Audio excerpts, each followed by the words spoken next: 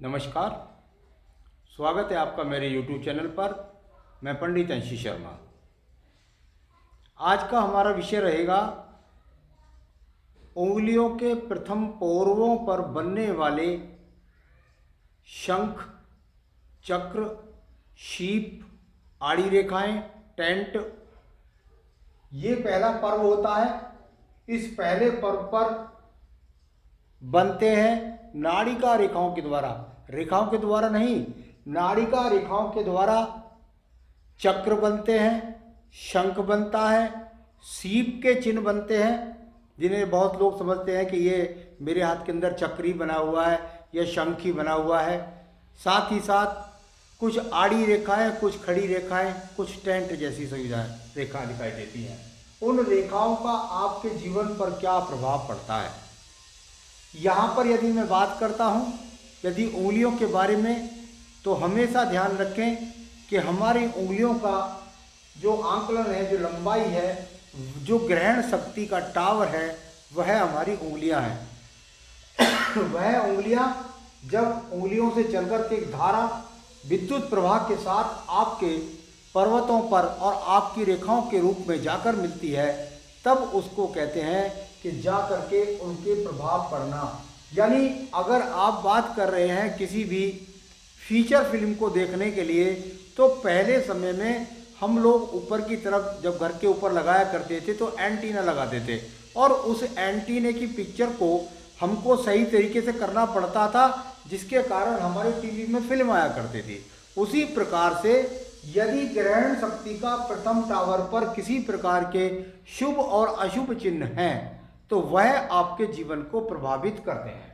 प्रथम पर्व के बारे में बात करता हूं। सबसे पहले बात करूंगा, पर्व यही समझिएगा।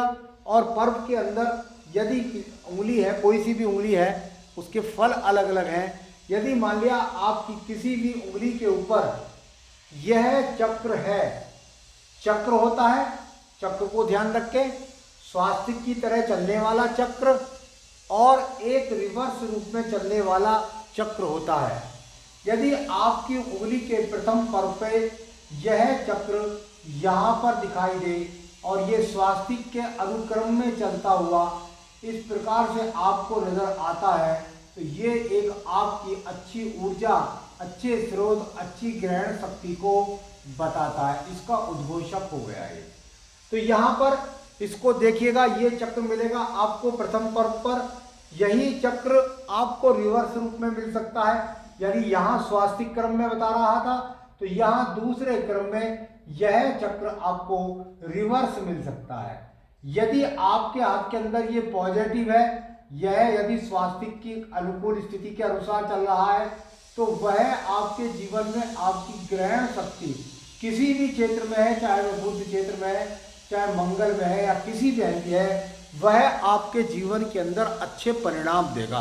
यानी मैंने जो बता रखे हैं अपने एपिसोड के अंदर, यहाँ पर उनके कारकों में वृद्धि को करेगा। तो इसको सिर्फ इतना समझें तो ये बहुत उत्तम माना जाता है। अगर इस फर्स्ट ग्रेड की बात आती है तो यह मिलता है यहाँ पर। अब बात करते हैं हम आपसे यहाँ पर, और वह आकृति होती है आपके हाथ के अंदर शंख की आकृति। यदि शंख की आकृति की बात करते हैं तो कुछ इस प्रकार से वह सीधा नजर आता है। यहाँ पर ऐसे जाएगा और ये अपने आप में इस प्रकार से हो सकता है। एक आकृति इसकी इस प्रकार से हो सकती है जो आपको शंख की आकृति में नजर आए। दूसरी आकृति इसकी यदि आप देखेंगे तो आपको कभी कभी इस प्रकार से नजर आ सकती है कि एक रेखा यहाँ से इस प्रकार से है, दूसरी रेखा आपकी इस प्रकार से है, और तीसरी रेखा आपकी इस प्रकार से है। यहाँ भी इसकी आकृति में कहीं ना कहीं आपको ऊपर से जाकर इस प्रकार से घूमती हुई शंख की सी आकृति इस प्रकार से हाथों के अंदर नजर आएगी। यानी वो एक इस तरह का क्रम भी हो सकता है कि यहाँ से ऐसे जाए और फिर ये अपने आप में ये शंख की आकृति आपको नजर आए। तो ये शंख की आकृति इस प्रकार से हो सकती है, इस प्रकार से हो सकती है।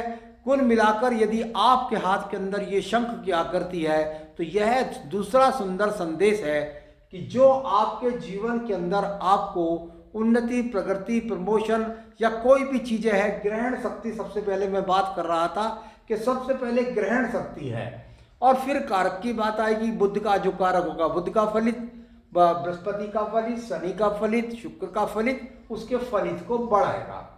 तीसरा शुभ चिन्ह जो मिलता है वह हाथ के अंदर मिलता है। इसको बहुत लोग शंख समझते हैं या कभी कभी चक्र भी समझते हैं। यहाँ पर इसको बहुत हिसाब से देखना होगा। इसमें भी सीधे और उल्टे का क्रम होता है। यहाँ शंख भी आपको उल्टे और सीधे मिल सकते हैं। उल्टे शंख होंगे, उल्टे चक्र होंगे तो आपके जीवन पर गलत प्रभाव डालते हैं। यानी, और यदि आपके बात यहाँ मैं सीप की कर रहा था, तो देखिए सीप के अंदर यदि आप देखेंगे तो ये बिल्कुल क्रम से चलता नजर आ रहा है, परंतु सीप जो होता है उसके अंदर जो आकृति है वह आपको कुछ इस प्रकार से नजर आएगी। ये देखिए रिंग में है, ये यहाँ पर है, यह आपको कुछ शंख की सी प्रतीत होगी। बहुत से लोग कहते हैं कि मेरे हाथ में तो जो है ये अपने आप में शंख का चिन्ह है। चलिए, शंख का नहीं होगा तो शीप का होगा। शीप का भी अपने आप में उत्तम ही कहलाता है, क्योंकि यह भी अपने आप में, अगर आप बात करते हैं तो इसके अंदर मोती बनता है। मोती को अगर पैदा करने वाला है तो वह यह है। मोती वैसे लोग बहुत पहनते हैं दूसरे रूपों में, लेकिन वो मोती नहीं होते, उसकी खेती होती है। असल मोती जो बनता है वह सीप से पैदा होता है। किस प्रकार से बनता है, अगर बात करते हैं इसकी, तो यह सीप आपको यहाँ पर दिख सकता है इस प्रकार की आकृति में। यानी अगर देखेंगे आप तो आपको नजर आएगा कि यह सीप आपके हाथ के अंदर जो नजर आ रहा है वह कुछ इस प्रकार की आकृति में नजर आ रहा है। यानी ये अपने आप में जो शीप है, इसकी जो आकृति है वह कुल मिलाकर आपको एक कान की सी प्रतीत होगी। जैसे कान होता है और कान के अंदर इस तरीके से यदि आप देखेंगे तो ऐसी आकृति बनती है। ये लंबे ग्रहण में होती है। जो चक्र होता है वह छोटी स्थिति में होता है, जो शीप होता है वह बड़ी स्थितियों में होता है। यानी अगर आप इसको देखेंगे तो इस प्रकार से आपको नजर आएगा। हो सकता है साइड में इस प्रकार की रेखा भी रह जाए, इस प्रकार की रेखा। ये पूरा का पूरा ऐसा नहीं है कि जरूर ये आपस में घूमता हुआ प्रतीत हो। इसकी भी जो वर्टिकल और दूसरी स्थितियां हैं उनको देखना पड़ेगा। तो जो शीप है उसकी जो लंबाई है वह कुल मिलाकर इस प्रकार से होती है कि जो आपके जीवन में कुछ बड़ी नजर आती है, कुछ नीचे की तरफ नजर आती है, और इसको बहुत से लोग शंख समझते हैं या चक्र समझते हैं। तो इनमें चक्र, शंख, शीप, तीन चिन्ह यदि आपके हाथ के अंदर है तो ये शुभ होते हैं। तो ये तीन स्थितियां अगर आपके पास है तो ऊर्जा अच्छी होगी, ग्रहण शक्ति होती होगी, अच्छी याददाश्त होगी, बहुत सारी चीजें हर कारक के अनुसार। एक आपको देखने को मिलेगा कि हाथ के अंदर आप यदि देखते हैं तो आपको हाथ के अंदर कभी कभी ऐसा लगेगा जैसे टेंट जैसा लगता है। इसको आप शीप ना समझे, ये इस प्रकार से टेंट जैसी स्थिति में खड़ी रेखाएं होती है। ऐसी महसूस होगा कि जिस प्रकार से कोई टेंट लगा हुआ हो। यानी ये अपने आप में जो संकेत है यह अपने आप में एक सुरक्षा कवच मान सकते हैं। यानी इसकी स्थिति भी बहुत ज्यादा खराब नहीं मानी जाती, एक सुरक्षा कवच है। ग्रहण शक्ति तो इसमें भी है, ऊर्जा तो इसमें भी है, लेकिन अगर इसको देखते हैं तो इनके फलों के विपरीत इसका फल कुछ कम प्राप्त होता है। बहुत से लोगों के हाथ के अंदर यहाँ पर खड़ी रेखाएं नजर आती है। ये खड़ी रेखाएं इस प्रकार से नजर आने लगे, ये इस प्रकार से, यह भी एक प्रकार से ग्रहण शक्ति का उद्घोषक होती है। परंतु कम से कम बताता हूं 50% लोगों के हाथ के अंदर ये चिन्ह होते ही नहीं, ये चिन्ह होते ही नहीं है। और कुछ लोगों के हाथ के अंदर ये अपने आप में आड़ी रेखा के रूप में अगर बनने लगे, छोटी बड़ी बारिश की बूंदों की तरह बनने लगे, तो यह बहुत अशुभ है। यदि इसमें चिन्ह भी नहीं है तब भी वह अपने आप में शुभ संकेत नहीं है। यानी चक्र होना जरूरी है, चक्र ना हो शंख हो सकता है, शंख ना हो तो आपके पास शीप का चिन्ह हो सकता है, आपके पास टेंट का चिन्ह भी लगभग ठीक परिणाम देगा। ये खड़ी रेखाएं भी लगभग लगभग ठीक सा थोड़ा थोड़ा ये अच्छी, ये अशुभ नहीं है, थोड़ा कह सकते हैं भाई ठीक है। यहाँ अशुभ चिन्ह की गिनती यह है, और साथ ही साथ यदि इन पर्वों पर एक भी चिन्ह नहीं है तो यह भी आपके जीवन के अंदर निश्चित रूप से उद्घोषक है अशुभता का परिणाम। यानी कुल मिलाकर आपकी अगर बुद्धि के पर्व पे है तो उसका फल, अगर बृहस्पति पर है तो, शनि पर है, किस भी परिणाम किस पर कैसे है, अगर ये स्थितियाँ नहीं मिलता है कुछ भी, तो ये अच्छा शुभ संकेत नहीं कहा जा सकता। तो किसी भी चीज़ के अगर प्राप्ति हमको करनी है तो निश्चित रूप से हमारे पास एक अच्छी याददाश्त होनी चाहिए, हमारे पास एक अच्छी ऊर्जा होनी चाहिए, हमारे पास एक अच्छा संकल्प होना चाहिए बृहस्पति के लिए, हमारे पास शनि जैसी अपने वह कार्य क्षमता करने की चीज़ चाहिए, हमारी भोग भाग्य के लिए शुक्र पर्वत को देखना पड़ेगा।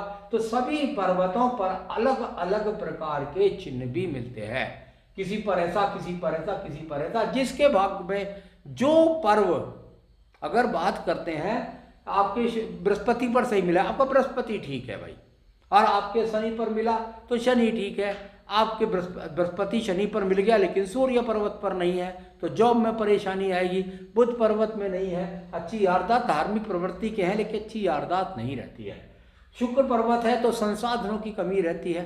कुल मिलाकर के इनको भी अवश्य देख लेना चाहिए अपनी हस्तरेखाओं में, जिससे आप परिणाम के प्रति पूरी तरीके से आश्वस्त हो सकें। नमस्कार।